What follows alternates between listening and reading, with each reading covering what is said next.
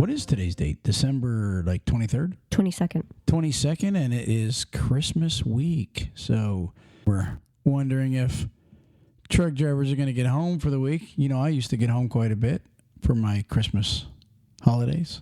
You know, the companies that I worked for always got me home. Yeah, you worked with decent companies, I always thought. Yeah. The companies that I worked with were, they were OTR companies, but I literally I don't think I ever missed an actual Christmas, but I kind of was thinking about that time where, and if I really wanted to think back, I was thinking way back. But what I was thinking about is, first off, earlier I was thinking about how like everybody thinks you're such like this nice little girl. Me? Yeah. Me? Right. I am. But I wanted you to tell them the story of how I was late getting home and you tortured the kids. Yeah. I mean, what's a mom to do? like for real, like there was a Christmas, I don't remember what year it was. And the kids had the presents under the tree. And where was I? Obviously I was going to get home that day, but It's Christmas of 97. It was Christmas of 97. Wow. And so I was on my way back, and I wasn't going to actually get home till Christmas morning. Mm-hmm. And do you remember what time I actually finally arrived? Do you remember that?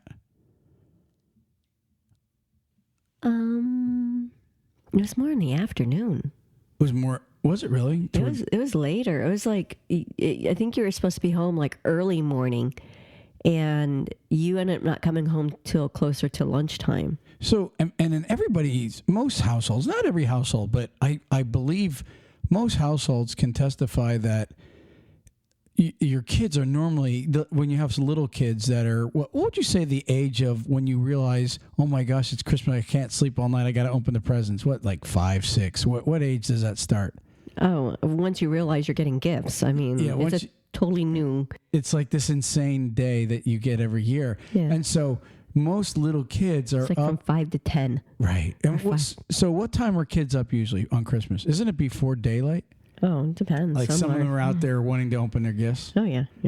Right. And so take it from there. So now, let me set the stage. I'm a trucker. I'm going to be late. Let's just say because it's winter. I mean, you got to understand. Right. We were in Pennsylvania. So let's just say I was going to be back around 1 o'clock, maybe. I don't know. Somewhere in that time frame. Yeah. It was supposed to be like 7 o'clock, and you ended up strolling in at like 12, 1, something. I can't remember what it was. Okay. I'd have to look at the VCR tape. All I know is when I walked in, they were all laying on the floor staring at the presents because they weren't allowed to open them.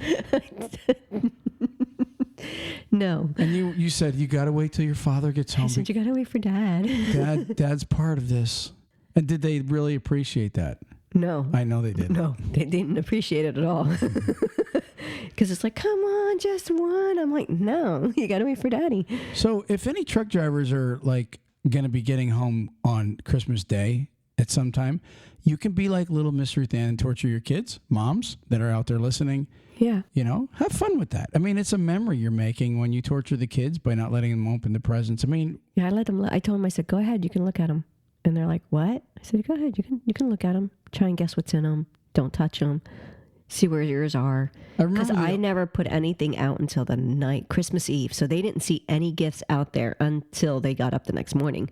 So that was all new to them. It was all wrapped, but there was nothing there like all the way up until that morning. Because I was one of those parents that I would not let them see anything until then. Because I didn't want to take a chance on them like shaking them or doing anything stupid. But we should also mention that you had confessed to me, and I do know that other people in your family have told me how you always knew what presents you were getting. You would find them in the house, and you snuck around as a little girl yourself. Am I right or wrong? At one point, yeah. I think there was one Christmas I did that. Well, that's a hypocrite. Seriously, you. That's why I did what I did. So that my kids didn't know, but my kids still knew. You snuck around and looked at your own presents, but it was one Christmas, and I was like 12. You wouldn't let your own kids sneak around and see their presents. Yeah, it was like one Christmas I did that, and I was like 12. So anyways, I wanted that story out just so that everybody could see that you're not that nice of a person. No, it was pretty cruel that day. That was. I was pretty funny. All right. And I videoed it. Yeah, awesome. I felt bad for the kids that day. I mean, I don't normally feel bad for them. It's what's funny is, back then they didn't have cell phones and stuff. So it's like we kept waiting. Then, you finally called and said, hey, listen, I'm coming. And at the time, it was not easy to, just get and make that call and just get home, Yeah. It was just one of those. That's right. It wasn't really cell phone. No. So the cell phone era or nothing like that. Everybody was just starting to get little bag phones and cell phones and yeah, that's right. And I didn't even know what a freaking email was back then. I'm serious, and the internet just started coming out. And I think if I remember correctly, the reason you were late is like 80 was shut down or something. It was like you had to you're booking it, but everybody was late. But it was booking it. That's like an old term. He's booking it. He's booking. Remember that? Everybody used to say that. He's booking. Yeah. So I'm old. But yeah, you are. And mean. So, but anyways, I'm just hoping, and I mean this sincerely, I hope that every driver out there gets home and gets safely to spend some quality time with their family. Mm-hmm. Okay? Yeah, especially with the weather the way it's been. Before we move on to our first topic here on Talk CDL, I wanted to mention there are actually some truck drivers out there that can't take Christmas off. And I'll give you an example. There's some jobs that don't stop ever. It's a 365-day-a-year job, and you have to keep your trucks going. Whether you have drivers that are going to be off or not, you have to keep. I'll give you an example. Dairy, right? The cows. When you have giant cow farms, and I mean giant. I was talking to a place that's out in Liberal, Kansas. They have a slaughterhouse out there. They do 54,000 cattle a day. They slaughter. Okay. So just imagine a dairy farm. Now stay with me on this. A dairy farmer that has maybe say 50 dairy trucks and he's got that many cows. The cows don't know it's Christmas. They'll explode if you don't milk them every day. Mm-hmm. So therefore the truck drivers that are scheduled that day, they can't look at it like, oh, it's Christmas. If you sign up for certain jobs, there are, just like the dairy farmers, you don't stop that day. You will be trucking, Yeah, I guess I didn't think of, exploding cows. Yeah, well, not that I don't know that they would explode, but they probably would maybe run all over. These cows, I was talking to a guy that drives for a dairy farmer, and you can't go a day without milking these guys. No, I thought that they actually got milked twice a day or so. I don't know. I just know that they have amazing amounts of milk that these guys are putting in tanks every day and trucking them down the road, tractor trailers. Mm-hmm. And so these guys, this coming Christmas, they'll get a bonus. Some of them are going to have to work, and they already know it because they've been there many years doing the same thing. So It is what it is. But so not everybody gets to spend the Christmas holiday at home with the family. No, I think some of them probably, the ones that have to work like that, they probably make, their Christmas be different. When you have families that are separate, you have two different households you have to deal with. Right. Some of them will have, instead of Christmas Eve, that will be Christmas Eve is their Christmas Day, and everything's just shifted so that they can. You're doing what you normally do. You're trying to organize everybody's okay, so we'll do it this day and that day. But you're probably right. That's probably how. Well, how else are they? You can't have one, it all at the same time. Oh, I agree. You have to take, judges make it where they take turns on, one holiday you get the kids, the other holiday I do, type of thing. Yeah. And then they rotate it. But, sometimes it's just not as fun and easy, especially if you have a parent that's an over-the-road truck driver and they're only home every other weekend. Yeah. And think about this. If you have 500 trucks or 100 trucks, there's absolutely no way you're getting 500 drivers home. And I think what they start doing is, sometime in the year, they start asking, hey, who wants to actually work for Christmas or blah, blah, blah. And not every one of them. I think a lot of trucking companies, they say we try to get you home for, certain holidays, but there's no guarantee. It's trucking. Trucking is trucking. You know that. Mm-hmm. So, anyways, Merry Christmas to everybody, because we're going to be we'll be in the studio probably one more time before Christmas, but it won't get up till Sunday. So Merry Christmas to everybody. You drivers, make sure you make it home safe. The last thing you want is a little accident, so take your time, be safe. get home, and I can guarantee you guys one thing: the best present your family will have is you being there with them, safe and sound at the home. Exactly. Okay. Moving on. So let's, if we can, plug our sponsors really quick. Rev Insurance. What about Rev Insurance, Ruthann? They will work with anything that deals with truck. Right. Anything with trucking. They're the trucking experts. Yeah, they help with everything. Right. If you're a small fleet or an owner-operator and you think you're paying too much, even if you don't think you're paying too much, they actually say you should check at least your rates every 2 to 3 years. Mm-hmm. You and I have been with the same insurance company for like 20 years. Yeah, well, that's because I did check everywhere else, and I get good rates where I'm at, so I never moved. But at least you check. I have right. checked. And we're with State Farm, right? That's who we're with. Yeah. Okay, so and we, Lord willing, we get really decent rates. But in trucking, insurance is going up through the roof. It's disgusting. I know. And so some of our owner-operator friends that we know, and as a matter of fact, I know some owner-operators that actually got rid of their truck and are working for companies now because they just couldn't afford the insurance. Call Rev Insurance if you want to at least check on your insurance company to make sure they're not ripping you off. Check this number out, 800-347-5373. All you owner-operators or small companies or big companies, check out Rev. They're connected with just about every insurance company out there, and they can literally get you the best rates. That's 800-347-5373. JJ Keller, Ruthann, that's a company that will help you getting your own. When you want to get your own authority yeah. And you want to go and learn, not learn, but to make sure that you're filing all your paperwork and do everything that you need to do to be legitimately driving that tractor. And real quick on JJ Keller, the one thing that I've learned lately, there's a lot of small companies that get in trouble, especially ones that have like less than 30 trucks, 20 trucks, because they don't keep their paperwork compliant. Right. JJ Keller will monitor you and keep you compliant. And I'm not kidding you. It's actually a joke how cheap it is. It's honestly not much for what they charge. It's very little. And when you get any kind of an audit, Keller will be there to take care of you if you're a guy that's looking to become an owner-operator. Anyways, call 888-601-2017. That's 888-601-2017. And last but not least, National Carriers out of Dallas, Texas, hiring some students, regional drivers, over-the-road drivers, and lease drivers. They will also take on team drivers. I couldn't think of the word team.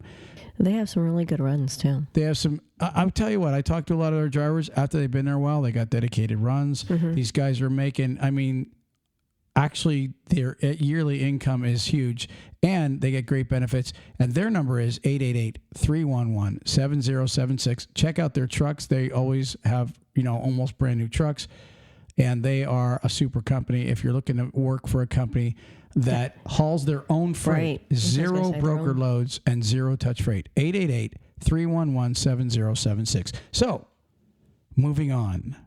We have, what I want to talk about today is this. Last week in Pennsylvania, up on Interstate 80, there was a huge pileup. And I mean huge. They, I think the numbers was 55 trucks and 11 like four-wheel vehicles, like cars, vans, whatever.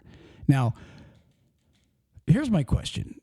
And this is what's been going on for the last couple of years in Pennsylvania. Pennsylvania is, I think, the only state, at least that actually will issue a warning before the storm. And not only will they warn you, depending on the severity of the forecast, Pennsylvania shuts the roads down. And I think you actually had posted something on Talk CDL last week about that. What they were doing and what they. If it's bad enough on one level, if a truck driver is hauling empty or bobtailing, he's not going to be able to drive. No, it's the deal with the weight of their tractor then. Correct. And then if it gets super bad, they say no tractor trailers on the interstate. You get caught, you're getting a fine. Right. Okay.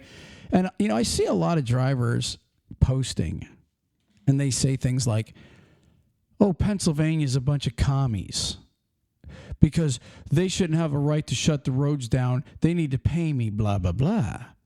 But if you look at last week, the day before when Pennsylvania was already making the rules up, it appears they might have been right. You know, look, you know me. I stick up for what's right and what's wrong. I'm always on the driver's side. Mm-hmm. But apparently, Pennsylvania, even though I'm not a big fan of the governor there, okay, and again, I'm from Pennsylvania, all right. You know, with some of the rules they've made over the last year, I'm not a big fan of restricted, crazy rules, mm-hmm. and I'm not a big fan of saying I got to shut down. But they said they wanted to shut down, and everybody got mad. But the very day that it happened, or the storm came, you had a gigantic pileup. In fact, up near, I can't think of the town where Donnie used to live. What was that called? Jersey Shore. Up near the Jersey Shore exit, not far from there on Interstate 80. It's called Jersey Shore. It's a little town in Pennsylvania. And the pileup was immense. It was. Did you see the pictures of it? I did. It was just tractor trailer piled up on top of each other. It was horrible. So when they shut down, it's not that they're trying to shut down just to be, mean like some people. They're just trying to keep everybody safe. Well, here's the thing, and this is where a lot of truck drivers out there, they're not seeing. I don't know if they're watching the numbers, but in the last probably 5 years, more than anything, pileups have been getting worse. Yeah. And it's ironic. Are you ready for the irony? Probably 50% of the drivers out there don't even own a CB anymore. I know. It's just I can't understand it. You could save yourself so much by just getting your CB. Well, here's a couple of the arguments that I have been hearing for the last couple of years. You get a driver that says, "Oh man, if you just drive with sense, hook, drive with a sure clear distance, hook, you ain't ever gonna get into an accident." You know what? That's such BS. That is such BS. You remember the video from Cheyenne? Oh, yes. Okay. And I wish people would just look at that video. I'm going to tell you, and I've mentioned this before, you had this big giant pileup in 2015 in Cheyenne. Literally, these drivers would be coming down the road and they would just slide into the pile and wreck. Mm-hmm. Now, here's the weird thing about that whole pileup. It went on for a long time. It went on for, like, some of those guys that would come into the pileup were like a minute. It would be like one would wreck into the big pile, and we were timing it. Because I forget who I was sitting there with, and I said, "Listen, look at how long it's taking for the next guy to even come along and smash into the trucking pileup." Mm-hmm. It's like, how crazy is this? And it was just a little bit of a decline. They're coming down a little bit of a hill. So it wasn't on just level ground. So here's what was going on. A driver would come down the road, right? And then all of a sudden, at the last second, he would realize everybody stopped, right? Because once these guys wrecked, some of them didn't even put their brake lights on because they were wrecked into a pile, so you can't even see brake lights. Mm-hmm. And it wasn't even that blinding out once this accident started. But anyways, another guy, we timed a couple of these guys were almost at 2 minutes till they slid into the pile. Do you know, even at 35, 40 miles an hour, okay, if you're coming down the hill, all right, and you're just rolling along, do you know how long you can go in 2 minutes or 1 minute? I mean, honestly, a mile or two. Yeah, because I mean, sometimes 3. They weren't driving fast because it was snowing and it was 35, 40 mile an hour they were doing. Well, I don't know how much they were doing because I wasn't looking at their speedometers, but I'm just saying that they were going slow enough that they could stop. Yeah. Without going, the length of a football field usually. So now let's think about the CB for a second, right? You get a guy with a CB, and I can testify to so many times, okay? But you get a guy with a CB that says, "Hey, westbound, just back out of it." Mm-hmm. You got a pile up about 3 miles up the road. Now, guess what? The trucker that's doing 35, 40, 50 in the snow, whatever, guess what he can do? He slow down. Yeah. Gradually just slow it down Take your time. Get down to where you're going to be stopping. Put your four-ways on to warn other drivers, right? And you see what a lot of drivers don't think that the CB is part of the job. And that's where they're wrong. They're 150 billion% wrong. And I know there's guys out there right now shaking their head that are listening to us. Okay, but I'm going to tell you why it's correct to use your CB. Your CB is a tool. It's a tool. It's called the Citizens Band Radio. It's what truck drivers have used since trucking started to communicate everything: accidents, backups, weather, police watching for you, all that stuff. Well, back a long time ago, they used to use that at docks to tell you it's time for you to back in too. You know, it's funny you mentioned that, because I was just thinking that too. I was going, how many of these guys now don't have their CB when they pull up to Kraft or one of these places that they'll say, okay, we'll call you when the door's ready. You got to keep walking back and forth now. Oh, I don't have a radio. I'm a trucker without a radio. I mean, I'm serious. I literally get disgusted when I see a truck driver not wanting to use a tool. It's a tool. And you see, here's what's going on now. The last 5 years, cell phones have really come a long way with FaceTiming and all that other BS. So you got a guy that maybe mounts his CB on the dash. He's got his wife on the phone, and he's talking. His phone mounted. They don't mount his CB. Right. They got their phone mounted somewhere, and they're talking to their family or BSing or listening to music, right? And you see, if they had their CB on, they couldn't do that. You see what I'm saying? I'm going to tell you something. What I used to do when I was a driver, I would turn my squelch back, and I'd turn my volume all the way up just in case I heard a bear report or an accident, or maybe there's a gator in the middle of the road, to where I got to... What was that? Was that your... It was my watch. For whatever reason, it decided to talk. Yeah. The iWatch. What an interruption. But anyways, seriously, we would use it for that case, and I would turn the volume all the way up and turn the squelch back to where I knew I would hear out. If you got a good CB, turn the squelch back, you can hear a mile or two out. Okay. And I would constantly be listening. As soon as I heard anything on that CB, I'd turn my radio down, and I would turn my squelch up to where now I'm catching people even further out. And if I'm hearing there's a wreck or something, I'll tell you what, I couldn't tell you how many times somebody in like for example, Columbus or Indianapolis or Louisville, you're coming into town, and all of a sudden you hear on the CB, hey, there's a huge backup. It's a parking lot. They're sitting for 3 hours ahead of you. Okay, local driver, can you help me get around that? Absolutely. Get off this next exit, get down to this road, make a right, stay on that road for 30 miles, and it'll bring you right back onto the interstate on the other side. That literally is, I couldn't tell you how many times that's happened to me where I hardly ever had to sit in traffic. Okay, I couldn't tell you a couple times, and this is where truck drivers are going, oh, if you drive with enough sense, you don't need a CB. Well, that's bullshit. If you're doing 70, 75 across 80, and you're on, and even on dry ground, and you're coming around some of those curves, if somebody with a CB said, hey, get out of the hammer lane, there's a gator. You know what a gator is. What's a gator? It's a tire. See, Ruthann knows. She knows the CB lingo. It's a blown tire, a big piece of rubber on the road. Or what if somebody's broke down, sticking out on the road? Hey, get over in the passenger lane. Get in the right lane. We call it the granny lane. Get over in the granny lane, and we will. There's somebody broke down in the hammer lane.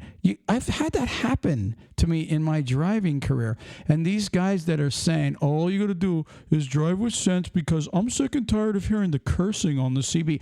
I don't care about the cursing. It's a tool. The hardest part is just listening. You might ask for a bear report, a couple times a day yourself. Okay. You don't have to get on there and bullshit with people, but you need to have a CB just to be able to be warned. And that Cheyenne wreck, those guys, I'll bet you at least a dozen of those guys that wrecked, if they would have had their CB, because there was a guy there that said, I was hailing people saying, hey, get out, slow it down, there's a wreck, and nobody had CBs on. Like 90% of those guys did not have their CB. I mean, there was guys that had CBs that slowed down and didn't go into the pile, but the guys that crashed into that pile, no CBs on, no crap, no word of lie. So what do you think? I think that they're foolish. I mean, it's not even the fact that you could have saved yourself. Like if it was a statey or a cop that you could have been warned for. I mean, that's just saving yourself some points or some fees, If it was an accident, it would have been your life or someone else's life. If it would have been just the weather itself or, anything at all, do you think it's really worth, a few $100s for a good CB and spending the time listening to it here and there during the day, or your CDL? Right. So I just want to say this. If I didn't have a CB and I drive with sense, most of the time I'm not going to get into a wreck. But if I'm coming down hills in weather, okay, or if I'm coming around curves and there's weather, and whether I'm driving with sense or not, I'm going to see something at the last second, and I'm going to still slide and wreck. Mm-hmm. Whether I wreck into the pile or I go off the road and crack a tree, whatever, there is no way to avoid coming down a hill and having to stop at the last second. Right. You want to know what's around the curve. Mm-hmm. You want to know what's at the bottom of the hill. You just got to know. It could even be just, you could drive with as much sense as you want, but if you're coming into an area, if anybody that does not know our town right now, it's construction. It's taking you 40 minutes to get from one end of this small town to the other because of construction. And if you didn't know that, you can come in here and you can end up being late for your deliveries. You can end up having some mark against you that you might have a really great MVR. You might have a perfect PSP, but now you've got a late report on your history with your company, and you might not have wanted that. You might want to you might have been going for the goal of having your perfect employment history and all this. You might be going for this great award or a cool bonus, anything, and that just screwed you up because you didn't have a report coming in that you could hear, knowing that there's like a total backup, nothing to do with you, but someone else had a wreck or construction or anything at all, and it just screwed your whole day up because now you're late. Ruthann, let me just put an exclamation point on this. The numbers don't lie. That's the one thing. If you look at how many every year now for the past 5 years, I actually get sick and tired of hearing about the pileups. Mm-hmm. You never heard about the giant pileups like this, except for the last so many years. Right. And there's absolutely, you cannot tell me that it's just ironic that a lot of drivers think that CBs are a waste of time. Okay, so 50% of them don't even use them anymore, and the pileups are going through the roof. I'm going to tell you one thing. For that, like that wreck in Pennsylvania last week, you have 55 rigs. Okay, now I don't know if they were all track trailers or some were box trucks, but most of them were track trailers. From the pictures that I was looking at, aerial views, 90% of the trucks were all semi trucks. Okay, if those guys don't get fired, and I guarantee you, most of those guys will be fired. Mm-hmm. When you slide into a pack, you're not going to blame weather. I'm telling you right now, most of those guys are getting fired because dispatch is going to say you were traveling too close or whatever the case is, okay? Mm-hmm. Could be many things. If you didn't get fired, all right, I will guarantee you will own a CB pretty fast. I'm serious because we've had drivers that didn't believe in the CB. They got into one of those pileups, and now they are relentless with CBs. So I'm telling you. Well, we've had people send us messages thanking us Absolutely. for just promoting them as much as we are. And it's not like we're promoting a specific brand. No, I'm not. We're not going to. Or trying to do something like that as any form of kickback. We just want someone to be safe and be out there with using, like Troy said, a tool, something so simple. Yeah. To help save your life. And it doesn't matter how many GPSs you have or how many apps you have on your phone to help you with traffic or weather or anything like that. Because I can tell you what. It's not instant. It's not instant. And second of all, there's nothing that will beat when you have someone saying, hey, drivers, watch out for this. And they get a little bit more specific than when on your GPS and it says, it just shows you the red line. Well, you don't know nothing in that red line. Yeah. What is that? What's going on there? You don't know what it is. What are you talking about on the apps? Yeah. Yeah, I don't use them. I wouldn't even know what you're even talking about. Well, I just know on my GPS on my car, it will just show red, showing that it's... it'll show there's an accident up ahead or something. It'll show red, saying that traffic's backed up. That's a good point. How many times on that damn GPS did it say there was an accident? When we got to it, it wasn't even there. My favorite is when it was telling me for the whole, like the last 2 months, like October and November, it was saying... the Suncoast Highway is shut down and after mile exit, 3 or whatever it was, or whatever we are up here, and like, no, it's not. Listen, I knew it wasn't shut down, but it kept trying to redirect me. Right. There is nothing like a live voice saying, hey, brother, back out of it. You got a cop up ahead. You got an accident. You got a parking lot. All that stuff. I'm telling you right now, guys, get a CB and save your own life. I'm telling you, it's worth it. It's worth the $100 and some bucks. Even if you went and got just a mid-size CB at the Pilot or the TA. If you didn't want to get something that was really long distance. They have good ones. They have good CBs for under $150, and you get them tuned and peaked at the CB shop. And guess what? They put out, and I'm telling you right now, just so many advantages to having the CB. The other thing I would say is this. The guy that cries, he doesn't like to hear the cursing and the BS and the BS that comes with the CB. Yes, there is a lot of jackasses on the CB. I understand that. I get it. And the closer you get to a city, there's even more jackasses. Okay, but the bottom line is, it's still not worth your life. Okay, like I told you, if you turn the squelch back, you're not really hearing most of the gibberish BS. Turn your volume up, turn your squelch back, and you'll hear within a mile or two of anybody that's trying to warn you. That's what you really want. Or you can even turn the volume down to where you can hear your music in the cab, right? And then all of a sudden you'll hear something. You'll hear a voice under the radio, and you turn your radio back. And just say, come on back with that. Somebody's going to be giving reports. I'm telling you, it's way worth it. Don't fool yourself. And don't listen to anybody out there telling you, oh, you just need to drive with sense. You're taking an advantage from yourself by not having a CB. Why wouldn't you want every tool to keep your ass safe? I mean, it doesn't even make sense. Ruthann, should we move on? Moving on. You want to move on? Honestly, we're almost actually out of time for the night. Do you have a word of the day, or what do you got for us? What do you got? I got the word. What's the word? CB? Is it Citizens Bands? No. Good. No. Ready? Yeah, what is it? Logum. What is it? Logum. Logum. Logum. Spell it. Let me see if that didn't sound right. I'm turned all the way up. Logum? Logum. One more time. Logum.